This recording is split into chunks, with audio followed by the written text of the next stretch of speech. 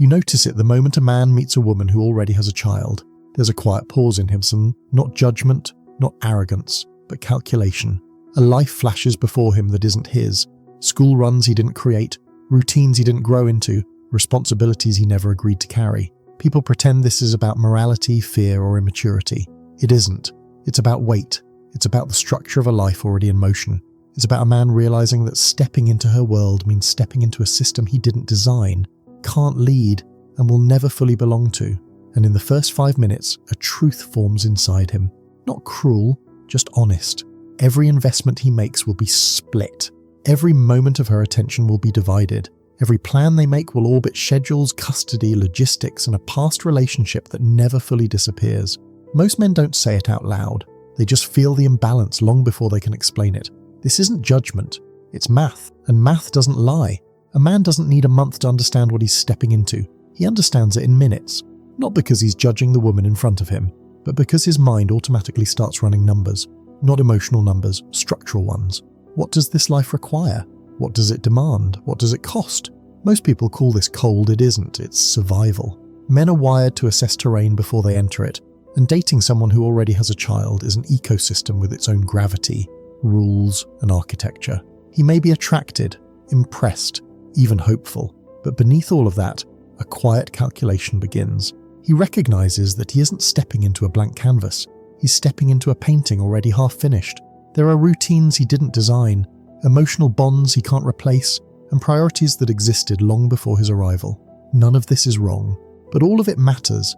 He considers his resources: time, emotional bandwidth, financial flexibility, energy, long-term goals. He imagines how those resources distribute themselves in a relationship built around more than two people. He sees the invisible third presence, not a rival but a permanent factor: the child's father, the school schedule, the custody calendar, the emotional residue of a relationship that once held the entire world together. He senses that stepping into this dynamic means stepping into complexity he cannot fully shape or lead. And here is the truth most men don't say out loud. When a man dates someone without children, all his investment goes into the bond they build together. But in this situation, every step he takes is divided between connection and responsibility, whether spoken or not. The numbers aren't emotional, they're logistical, they're structural, they're real. This is the moment where many men hesitate, not because they doubt her character or question her worth, but because they feel the gravity of a life already in motion pulling on theirs. The calculation isn't cruelty, it's clarity. And clarity is the first sign a man understands the reality he's walking into. There's a moment every man feels but rarely articulates. The moment he realizes he will never be the center of this relationship. Not because she doesn't care, not because she's selfish, but because life has already assigned her first priority, and it isn't him, it's her child. And nothing he does, no matter how noble or committed, can rearrange that hierarchy. Most men understand this logically. They nod, they say the right things, they mean them, but logic doesn't erase biology, and biology doesn't erase emotional reality. A man is wired to want to be chosen by his partner. Not always, not over every, but sometimes. In a relationship with someone who has children, that moment almost never comes. He becomes a part-time priority in a full-time partnership, and that structural mismatch creates a subtle emotional tension he can't resolve. Every date night is conditional, every plan is tentative, every romantic intention is filtered through schedules, energy levels, childcare, and unexpected disruptions. None of this is malicious. It's simply the architecture of her life. But for him, it means the relationship is built on a permanent delay, always waiting, always adjusting, always accommodating. He begins to feel like a guest inside moments that should belong to both of them. And then there's the fatigue. She's balancing work, parenting, logistics, emotions, and recovery from a past relationship. By the time she gets to him, she's often exhausted. He understands, he empathizes, but empathy doesn't erase the feeling of being an afterthought in a life that doesn't have space for him beyond the margins. This is the quiet truth. A man doesn't want to replace her children. He simply wants to feel like the relationship they're building has room for him. When that space doesn't exist, he doesn't get angry, he gets honest. And honesty forces a question. How long can I invest in something where I am always secondary by design? This isn't judgment, it's alignment. And alignment determines whether a man stays or steps away before he disappears inside a life that cannot make space for him. There's a reality every man encounters the moment he steps into a relationship with someone who has a child, and it reshapes everything. He's not entering a partnership, he's entering a system. A system that existed long before he arrived, one built on bonds, routines, conflicts, and history that he had no hand in creating. And at the centre of that system sits an unspoken triangle: her, the child, and the father of that child. Not in a romantic sense, in a structural sense. A triangle that never dissolves, even if the relationship that formed it ended years ago. Most men underestimate how powerful this dynamic is until they experience it. There are phone calls he can't question, conversations he isn't part of, decisions he doesn't get a vote in, and a connection, co-parenting, that will always supersede whatever he's building with her. He's not competing with the ex. He's competing with history, with responsibility, with a bond built by biology and reinforced by obligation. And that's a competition no man can, or should, try to win. He starts to feel like a visitor inside a narrative that already has its main characters. When problems arise with the kids, she'll turn to the one person who shares her parental identity, the father. When emergencies happen, he'll be notified second. When major decisions need to be made, he'll be consulted after the fact, if at all. Not because she's dismissive, but because co-parenting is a structure he can never fully inhabit.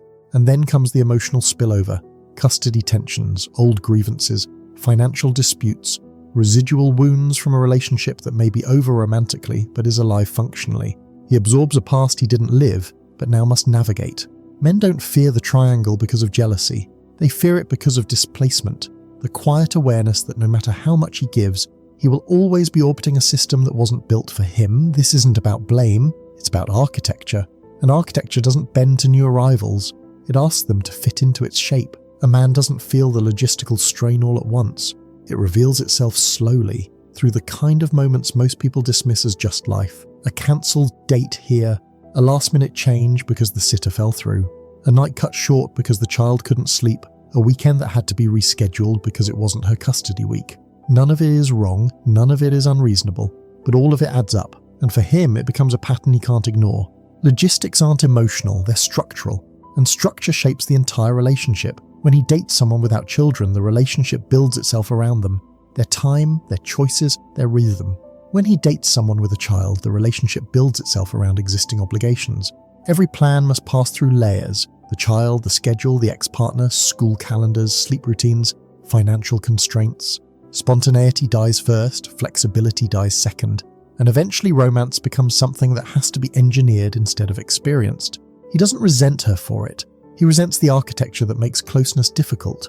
And this is where many men realize something they can't articulate.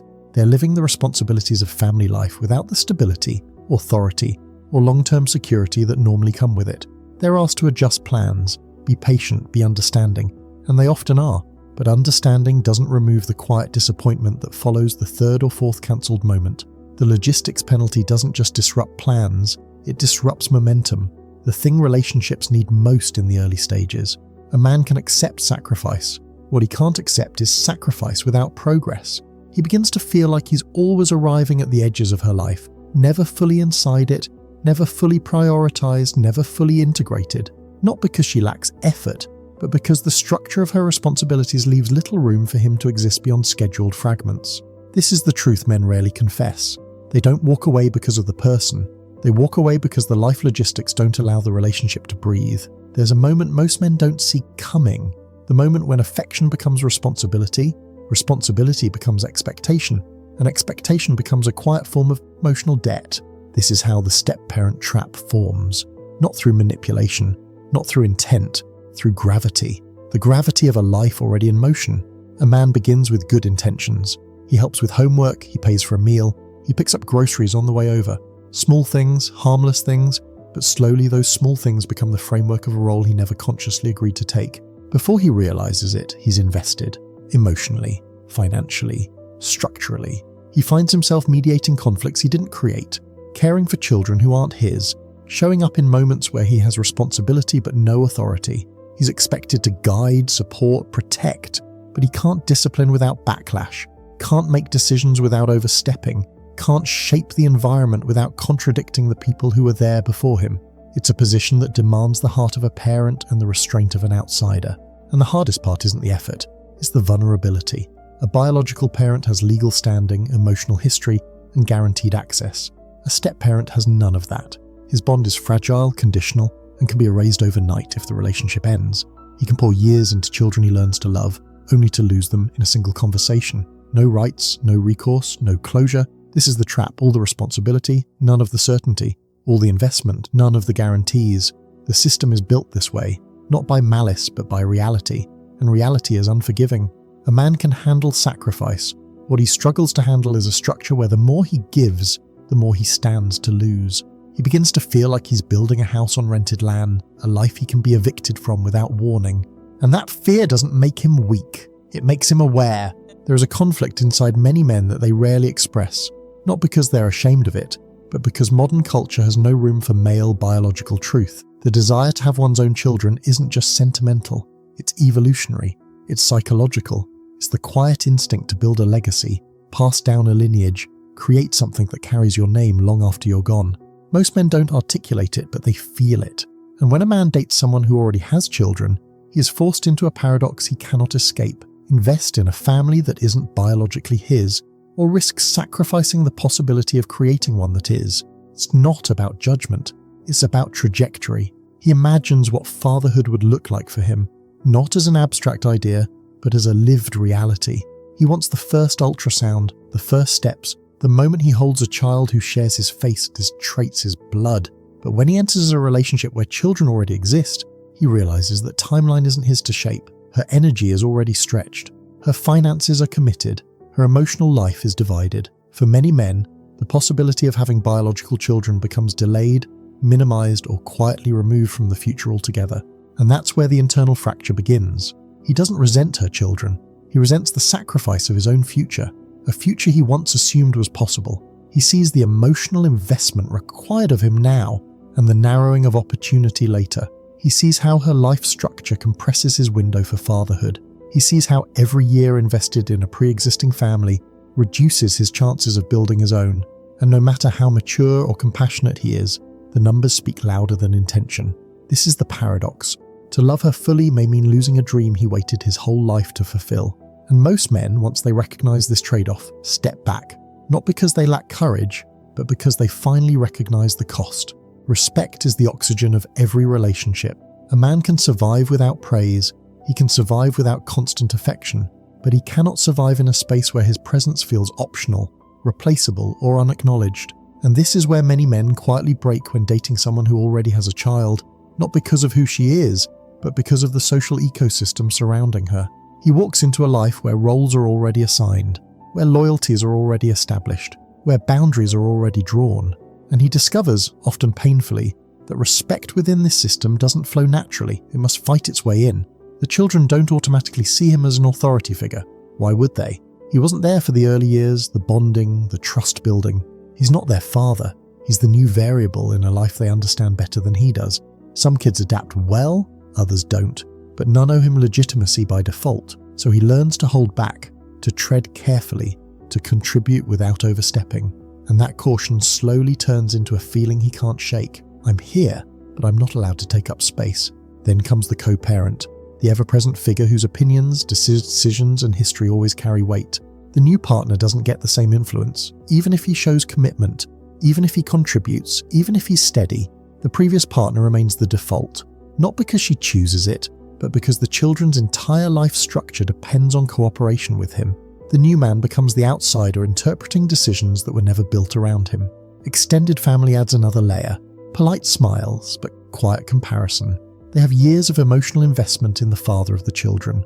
They know him, trust him, built memories with him. The new partner enters that environment as a guest, not a natural member. This layered friction produces one feeling in a man: I'm responsible here, but I don't truly belong. Respect isn't withheld out of malice. It's withheld because the system wasn't built with him in mind. And once a man feels the respect deficit, he begins questioning everything that comes after it. There's a specific kind of exhaustion men experience in these dynamics. Not the exhaustion that comes from hard work or responsibility, but the exhaustion that comes from feeling like you're pouring yourself into a life that never feels fully yours. It starts quietly. A missed weekend here, a last-minute cancellation there, a conversation cut short because she's drained from juggling work, parenting, and the 1,000 invisible tasks required to keep her world running. None of it is unfair, none of it is intentional, but piece by piece a man finds himself becoming the emotional buffer for a life he didn't build. He begins helping because he cares. He keeps helping because it feels needed. but eventually helping becomes expected, and expected becomes assumed. Meanwhile, his own needs start to shrink, his goals get delayed, his energy thins, his identity shifts from man to stabilizer, from partner to support system, from individual to infrastructure. He doesn't fully notice it until one day he realizes his life has been reorganized around someone else's structure, and the parts of himself he once valued most have been slowly replaced by roles he never consciously volunteered for. This is the emotional drain most men never speak about. They're present, but not centered, committed, but not prioritized, responsible, but not fully respected. The drain doesn't happen in dramatic moments. It happens in the margins, in the spaces where his needs go unspoken because there's always something more urgent happening, in the moments where he supports her as she carries the weight of her responsibilities, only to realize there is no space left for him to be carried in return. And then comes the most dangerous part. He adapts. He gets used to minimizing himself. He normalizes his own erasure, not out of weakness, but out of survival. A man can withstand pressure. What he cannot withstand is disappearing inside a life where none of his sacrifices create a future he can truly call his own. That's when he finally understands the truth. Losing yourself slowly is still losing yourself. There's a moment every man reaches, not dramatic, not explosive, not loud, arrives in silence, often on an ordinary day. A Tuesday afternoon, a drive home, a quiet moment after the kids go to bed, a pause in the middle of a conversation that once flowed easily, and in that silence he finally sees the full equation. Not the romance, not the early optimism, not the wishful thinking about making it work, but the raw cost of what he's carrying compared to what the future realistically offers. For a while, he convinces himself that things will get easier, that schedules will open, stress will decrease, logistics will smooth out. But the truth is that life rarely becomes lighter. It becomes more complex, and he realizes he is building his life around responsibilities that do not create long-term stability for him. He sees a future where he gives more than he receives, where his role is always conditional, where his place can be rearranged by forces outside his control. That realization changes him. He stops thinking about the present and starts projecting 5 years forward, 10 years, 15. Will he still be navigating someone else's co-parenting dynamics, still adjusting his life around schedules he didn't design, still investing resources that don't build anything with his name on it, still standing in a life where he's essential but never central? That's when the final truth clicks. He isn't choosing a relationship, he's choosing a lifetime of adaptation. Not necessarily a bad life, not an unloving life, but a life where his influence is limited, his authority is borrowed, and his future is permanently entangled with decisions he didn't make. And men aren't walking away from responsibility. They're walking away from structures they can't shape, futures they can't protect, and roles where they can give everything, and still end up with nothing secure to stand on. This is the breaking point. Not anger, not blame, just clarity. You remember the moment from the beginning, that quiet pause a man takes when he meets a woman whose life is already in motion. Back then it felt like hesitation. Now you understand it was instinct, not judgment, not coldness, just the mind recognizing the weight of a structure it didn't build. Because nothing in this entire story has been about good or bad people. It's been about alignment, about architecture, about the simple truth that two lives can only merge when both have space to shape each other. A man doesn't walk away from these situations because he lacks empathy or maturity. He walks away because he finally sees the asymmetry clearly, the responsibilities he would carry, the limitations he would inherit, the future he would navigate without real authority. And he realizes something most men never said out loud until now. A relationship is not love alone, it's a structure. And a man cannot thrive inside a structure he cannot influence. So he steps back, not in anger, not in resentment, but in self-respect. He chooses a future where his effort builds something that is truly his. A future where he and his partner start from the same beginning, not from different histories trying to merge under unequal terms. And maybe that is the quiet truth no one wants to admit. Sometimes the most honorable choice a man can make is simply choosing a life where he doesn't disappear. Recognizing the cage is the first step toward leaving it.